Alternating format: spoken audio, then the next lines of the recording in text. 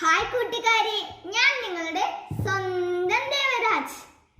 എല്ലാവർക്കും 3ാം ക്ലാസ്സിലെ മലയാളം ക്ലാസ്സിലേക്ക് സ്വാഗതം. ഇങ്ങനെ ആരാ പറയാ? നമ്മുടെ സ്വന്തം നൗഫൽ മാഷ് ഇന്നലെ കണ്ണന്റെ അമ്മ എന്ന പാഠത്തിൽ ഒരു കുറിപ്പ് എഴുതാനില്ലേ? ഞാൻ എഴുതി, അത് ഞാൻ നിങ്ങൾക്ക് വായിച്ചു തരാം. മലയാളികളുടെ മനസ്സിൽ ആഴത്തിൽ പതിഞ്ഞ നാമമാണ് പ്രശസ്ത കവിയത്രി ശ്രീമതി സുഗതകുമാരി ടീച്ചർ. സ്നേഹത്തിന്റെ പ്രതിരൂപമായ അമ്മയെ കുറിച്ചാണ് കവിയത്രി കണ്ണന്റെ അമ്മ എന്ന കവിതയിലൂടെ പറഞ്ഞു തരുന്നത്. കണ്ണന്റെ കുസൃതിത്തരങ്ങളുടെ രസവും കണ്ണനെ കാണാത്തതിലുള്ള അമ്മയുടെ ആദിയും പരിഭവവും നമുക്ക് കണ്ണന്റെ അമ്മ എന്ന കവിതയിൽ കാണുന്നു. കണ്ണന്റെ കുസൃതിത്തരങ്ങൾ കേട്ട് അമ്മയ്ക്ക് മടുത്തു.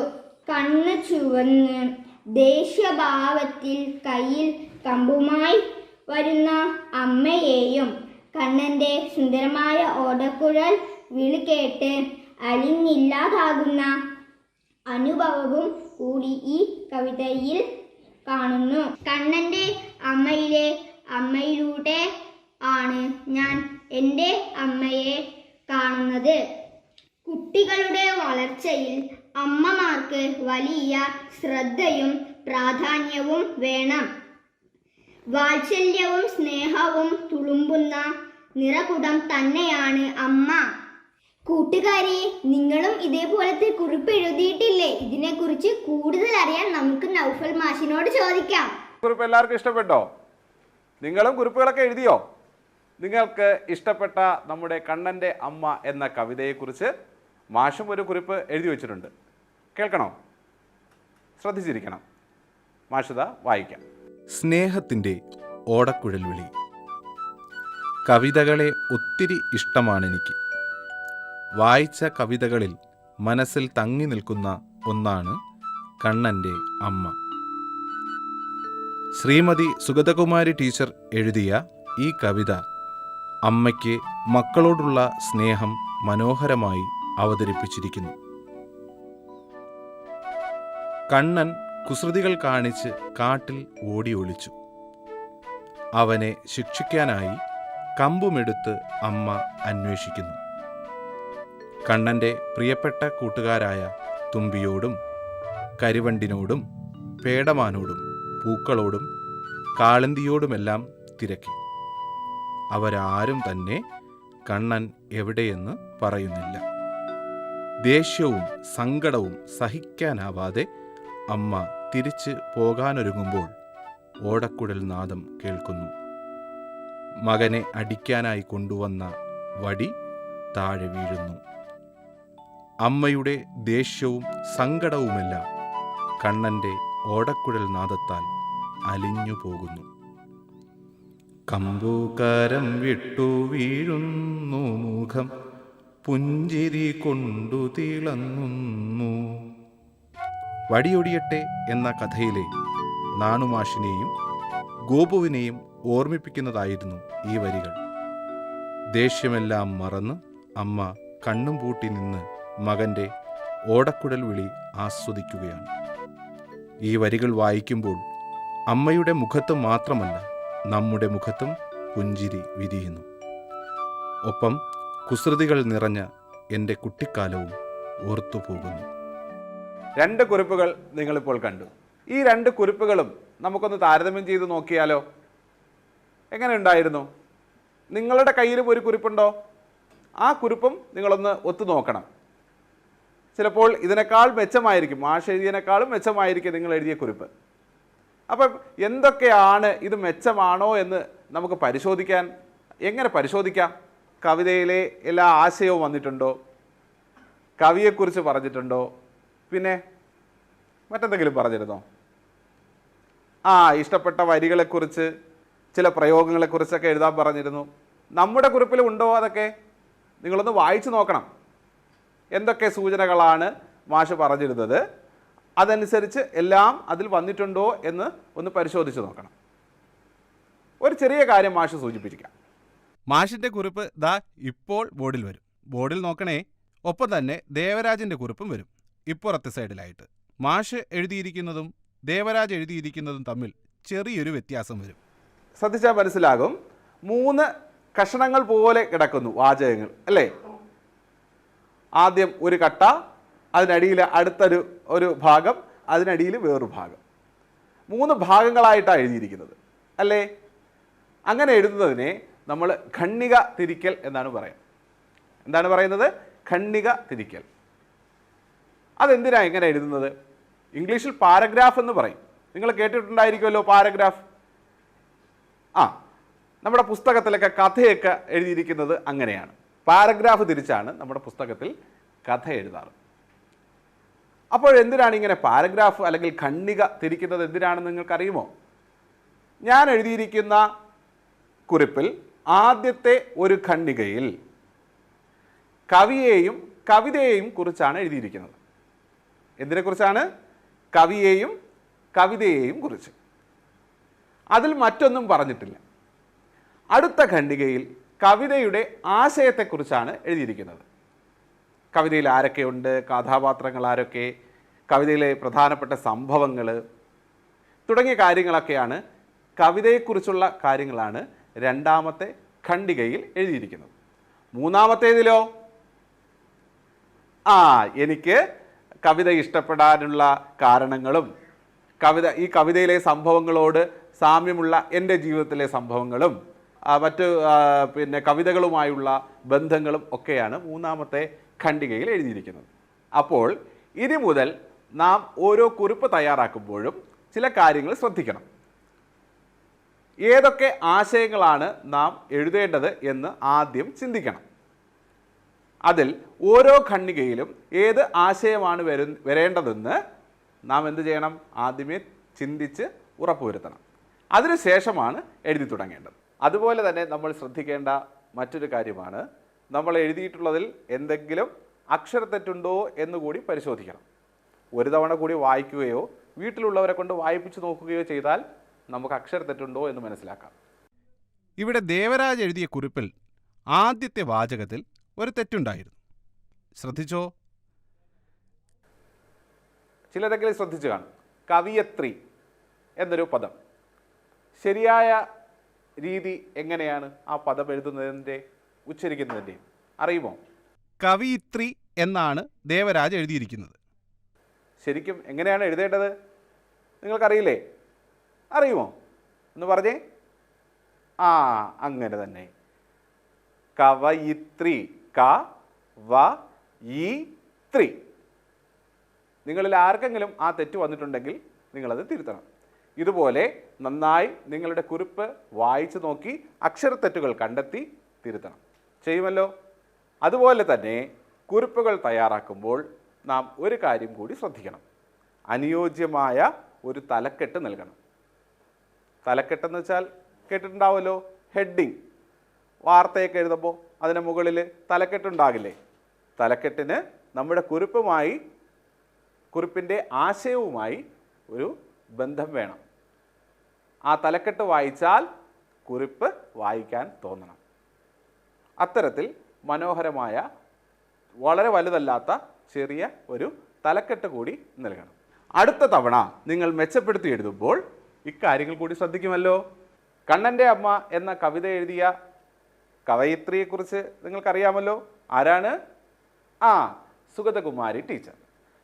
സുഗതകുമാരി ടീച്ചർ തന്നെ ഈ കവിതയെക്കുറിച്ച് പറയുന്നത് നമുക്കൊന്ന് കേട്ടാലോ. കവിതയുടെ ആശയമൊക്കെ എല്ലാവർക്കും മനസ്സിലായി. എന്തിനാണ് കണ്ണൻ്റെ അമ്മ കണ്ണനെ അടിക്കുന്നതിന് വേണ്ടി അന്വേഷിച്ച് നടന്നത്? എന്തിനാണ്? കുസൃതി കാണിച്ചതിനാണ്. ആട്ടെ, കണ്ണൻ എന്ത് കുസൃതിയാണ് ചെയ്തത് നിങ്ങൾക്കറിയാവോ? 1-2 കുസൃതികൾ നമുക്കറിയാം. പക്ഷെ കുറേ കുസൃതികൾ ചെയ്തായിരുന്നു. അതറിയണമെങ്കിൽ ഈ കവിതയുടെ ആദ്യ ഭാഗം നമ്മൾ വായിച്ചു നോക്കണം. നമ്മുടെ പുസ്തകത്തിലുള്ളത് കവിതയുടെ അവസാനത്തെ ഭാഗമാണ്.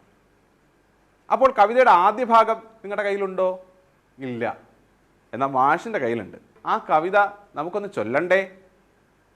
ആര് ചൊല്ലും? മാഷ് ചൊല്ലണോ?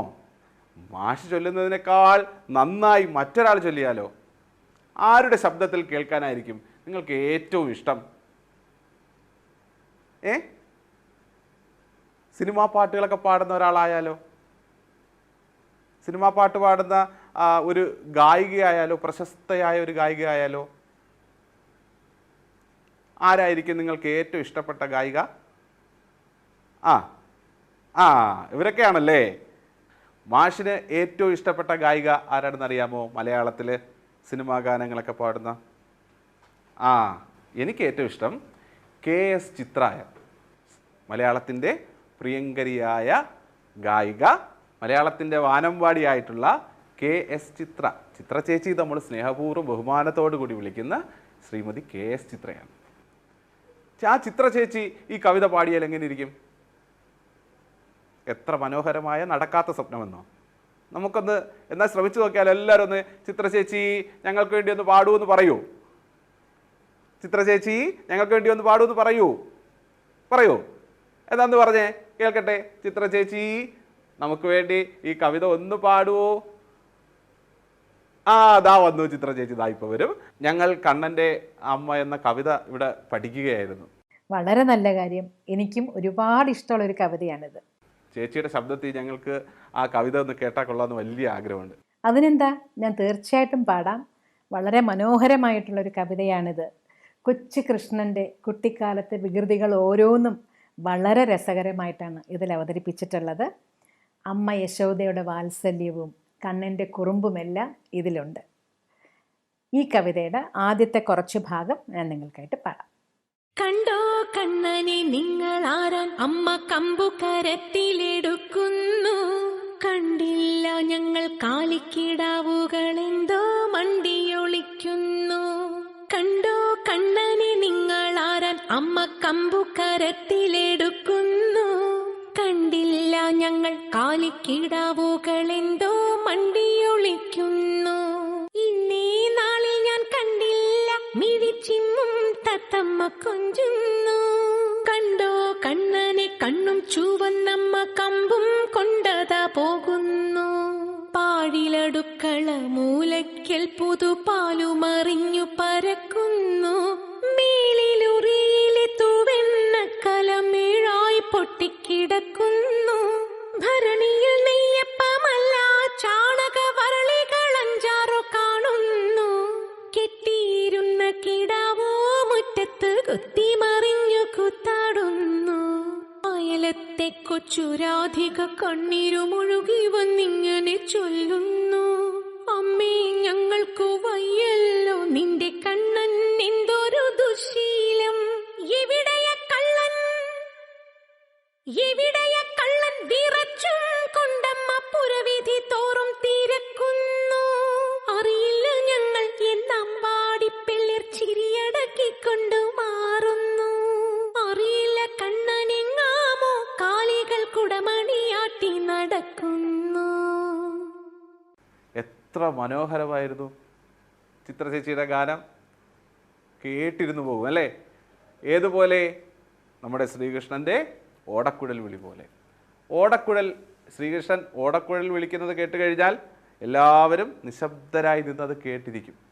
അതുപോലെ നമ്മുടെ ചിത്ര ചേച്ചി ഗാനം ആലപിക്കുമ്പോൾ നമ്മളും കേട്ടിരുന്നു പോകും. ഇതുപോലെ ഗാനം നിങ്ങളും ആലപിക്കാൻ ശ്രമിക്കണം കേട്ടോ. ഭാവിയിൽ ചിലപ്പോൾ നിങ്ങളും ചിത്ര ചേച്ചിയെ പോലെ വലിയ ഒരു ഗായികയായി തീരാൻ അല്ലെങ്കിൽ ഗായകനായി തീരാൻ സാധ്യതയുണ്ട്. അതുകൊണ്ട് എല്ലാവരും നന്നായി പാടി പരിശീലിക്കണം കേട്ടോ. എന്തൊക്കെ കുസൃതികളാണ് ഈ കവിതയിൽ പറഞ്ഞിരിക്കുന്നത്? നിങ്ങൾ കവിത ശ്രദ്ധിച്ച് കേട്ടായിരുന്നല്ലോ. എന്തൊക്കെയാ കുസൃതികളാ? ഓർമ്മയുള്ള ഒരെണ്ണം പറഞ്ഞേ. എന്തായിരുന്നു? ഉറിയിലിരുന്ന വെണ്ണക്കലം താഴെ വീണ് പൊട്ടിക്കിടക്കുകയാണ്. 7 പൊട്ടിക്കിടക്കുന്നു. ആര് വന്ന് നോക്കിയപ്പോഴാ? അമ്മ വന്ന് നോക്കിയപ്പോൾ. അതെന്താ ഈ വെണ്ണക്കലം പൊട്ടാൻ കാരണം? കണ്ണൻ്റെ വെണ്ണക്കൊതി എല്ലാവർക്കും അറിവുള്ളതാണ് അല്ലേ? എത്ര വെണ്ണ കിട്ടിയാലും കഴിച്ചു കൊണ്ടിരിക്കും. ആരാ? കണ്ണൻ. അപ്പോൾ അമ്മ കാണാതെ അമ്മ കൊടുക്കും. പക്ഷെ എന്നാലും അമ്മ ഇല്ലാത്ത സമയത്ത് വെണ്ണ കഴിക്കാൻ വേണ്ടിയിട്ട് എന്ത് ചെയ്തു? ഉറി അറിയാമോ? പണ്ട് കാലത്തുള്ളവർ ആഹാര സാധനങ്ങൾ ഉറുമ്പൊന്നും കയറാതെ ഇരിക്കുന്നതിന് വേണ്ടി മുകളിൽ ഒരു 3 കയറ് പോലുള്ള സാധനം വെച്ച് ചേർത്ത് കെട്ടി അതിന് മണ്ടയിൽ വെക്കും. അതിനെയാണ് ഉറി എന്ന് പറയും. ഇതിനകത്താണ് ഈ വെണ്ണക്കലം വെച്ചിരുന്നത്. അപ്പോൾ കണ്ണൻ എങ്ങനെയോ വലിഞ്ഞു കയറി ഈ വെണ്ണ എടുക്കാൻ ശ്രമിച്ചപ്പോൾ ഉറിയിൽ നിന്നും വെണ്ണക്കലം തറയിൽ വീണു പൊട്ടിപ്പോയി. അമ്മ ഒന്ന് നോക്കുമ്പോഴെന്താണ്, മുറിയിൽ വെണ്ണക്കലം പൊട്ടിക്കിടക്കുകയാണ്. അമ്മയ്ക്ക് ദേഷ്യം വരുമോ? വരും. ഇതൊരു വികൃതി. പിന്നെ ഉണ്ടായിരുന്നു, എന്തായിരുന്നു ഡേ, നിങ്ങൾ കേട്ടില്ലേ? പാല് തട്ടിമറിഞ്ഞ് കിടക്കുന്നു. അടുപ്പിലിരുന്ന പാല് തട്ടിമറിഞ്ഞ് കിടക്കുകയാണ്. തൂവിപ്പോയി, അവിടെ എല്ലാം പടർന്നു കിടക്കുന്നു. പിന്നെയോ, രണ്ടെണ്ണേ ഉള്ളായിരുന്നോ? മുറ്റത്ത് കെട്ടിയിരുന്ന പശുക്കിടാവിനെ അഴിച്ചു വിട്ടിരിക്കുന്നു. പശുക്കിടാവ് അവിടെ അത്രയും കിടന്ന് ഓടിച്ചാടി കളിക്കുകയാണ്. ഇത്രയൊക്കെ പോരെ ഒരു അമ്മയ്ക്ക് ദേഷ്യം വരാൻ? ഈ കുരുത്തക്കേടുകളൊക്കെ കണ്ടിട്ടാണ്, ഈ കുസൃതികളൊക്കെ കണ്ടിട്ടാണ് ആർക്ക് ദേഷ്യം വന്നത്? അമ്മയ്ക്ക് ദേഷ്യം വന്നത്. ആരാ എന്നെ വിളിച്ചേ? ആരാ വിളിച്ചല്ലോ? നിങ്ങൾ കേട്ടോ? ആരോ എന്നെ വിളിച്ചതുപോലെ.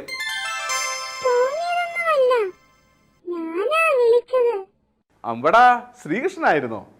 അമ്പാടി കണ്ണൻ എത്തിയല്ലോ. കണ്ണനെ കുറിച്ച് ഞങ്ങൾ ഇപ്പോ സംസാരിച്ചു കൊണ്ടിരിക്കുകയായിരുന്നു.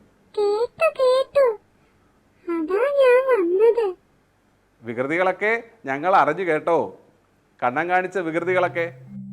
എല്ലാവരും കൂടി എന്നെ വലിയ കുസൃതിക്കാരനാക്കുകയാണല്ലേ. ഞാനേ നിങ്ങളെപ്പോലെ ചെറിയ ചെറിയ വികൃതികളെ കാണിച്ചിട്ടുള്ളൂ.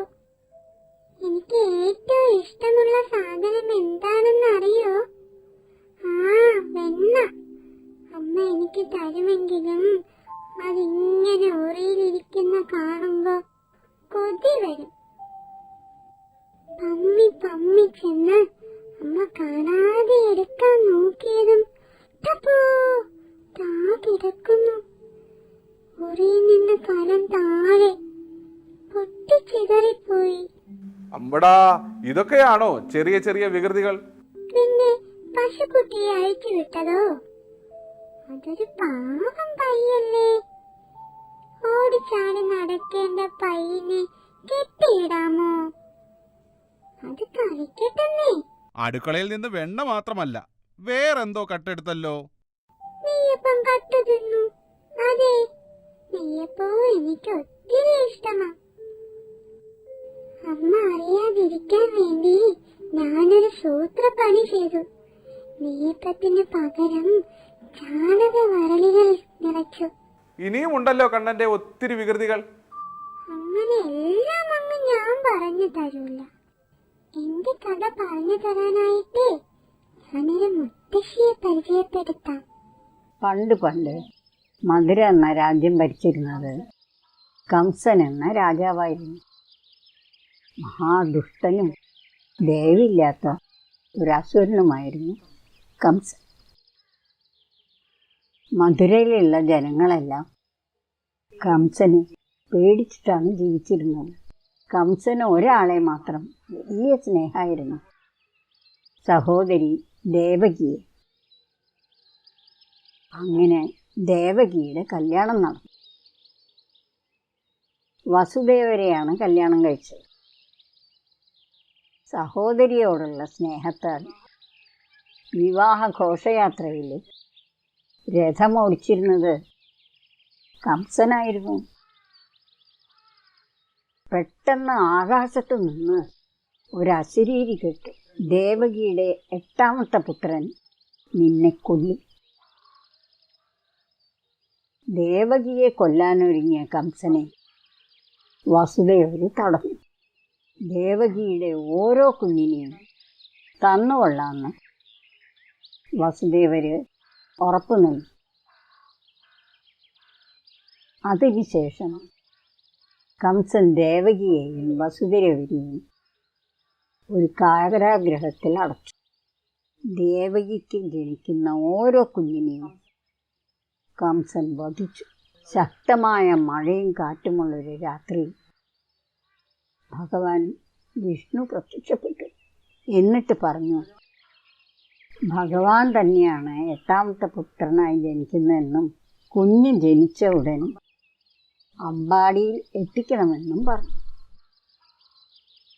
അവിടെ അമ്പാടിയിൽ അതേ സമയം യശോദയ്ക്കും നന്ദഗോപനും ഒരു പെൺകുഞ്ഞ് പിറന്നിരുന്നു. ദേവകിക്ക് ഒരാൺകുഞ്ഞ് പിറന്നു. കാരാഗ്രഹത്തിൻ്റെ വാതിലുകളെല്ലാം തന്നെ തുറന്നു. കാവൽക്കാരോ അവരുറങ്ങി വീണു.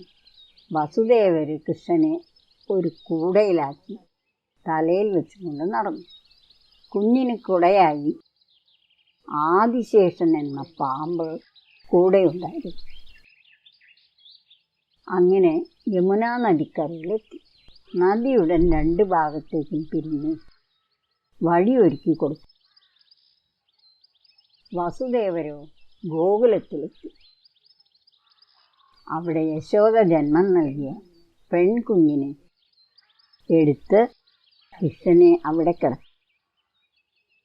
അതിനുശേഷം തിരിച്ച് കാരാഗ്രഹത്തിലെത്തി. അങ്ങനെ കൃഷ്ണൻ ഗോകുലത്തിൽ യശോദയുടെയും നന്ദഗോപരുടെയും പുത്രനായിട്ട് വളർന്നു. മുത്തശ്ശി പറഞ്ഞ കഥ നിങ്ങൾ കേട്ടുവല്ലോ. ഇഷ്ടമായോ? നല്ല കഥയായിരുന്നു അല്ലേ?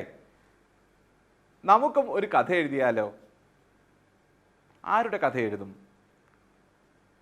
നമുക്കിഷ്ടപ്പെട്ട ഈ അമ്പാടിക്കണ്ണൻ്റെ കഥ തന്നെ ആയാലോ? അപ്പോൾ മുത്തശ്ശിയുടെ കഥ നമ്മളൊന്ന് ഓർത്ത് നോക്കിയേ. മുത്തശ്ശി കഥ പറഞ്ഞ രീതി.